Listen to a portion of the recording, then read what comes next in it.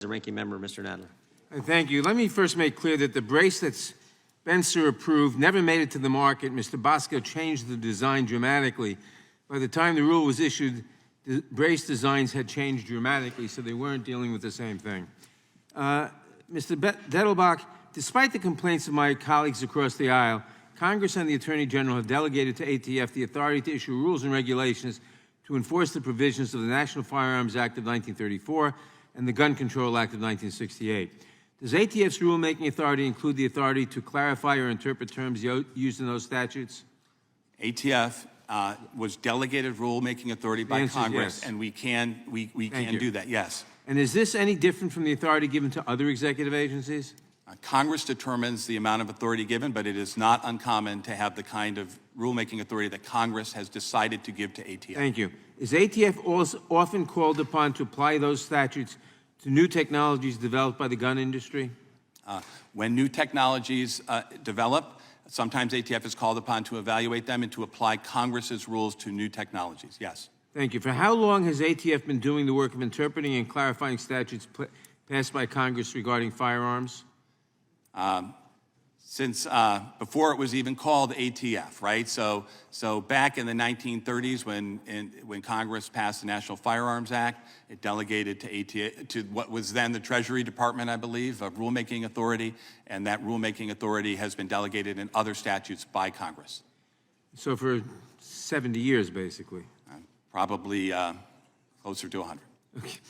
In deciding how to apply those statutes to emerging technologies, does ATF rely on the expertise of technological experts as well as legal counsel?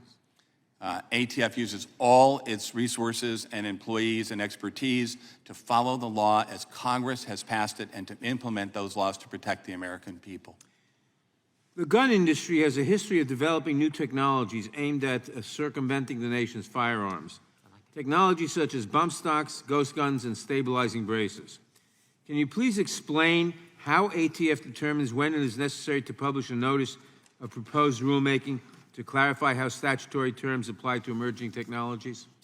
At ATF, we obviously are looking at violent crime. We're looking at public safety issues. And we're also looking, as you said, at changes in behavior.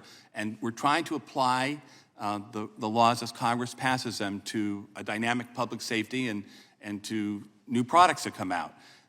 It's not so much our concern what the motivation behind those products are, but we do have to apply the law as Congress wrote it to the current situation faced by the American public. That's what we try to do our best at ATF. We look at all the factors out there. We look at the public safety threat, and we try to do our best to take the language Congress wrote and to apply it to individual situations to enforce the law. Thank you. What would happen to ATF and the agency's ability to accomplish its mission if funding is cut, particularly considering the recent surge in gun violence and the years-long boom in firearm purchases? ATF is a small agency with an immense mission, protecting people from violent crime. And we work very closely with state and local law enforcement. We're not a large agency. There's not a lot of fat. You're cutting into bone. It would mean task force officers pulled from homicide units solving murder cases. It would mean carjacking cases and killings going unsolved. It would mean us not helping local law enforcement on gang task forces, working on cartel matters, us not being able to respond to firearms dealers, mass shooters. There's a variety of important public safety things that ATF stretched very thin to do as it is now.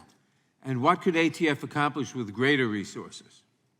With greater resources, all of those things I talked about, helping to catch shooters and trigger pullers with local law enforcement, helping to try and make sure we're getting to them the crime gun intelligence they need to see who are the trigger pullers, who are the worst of the worst, and how can we work together to catch them and put them in jail.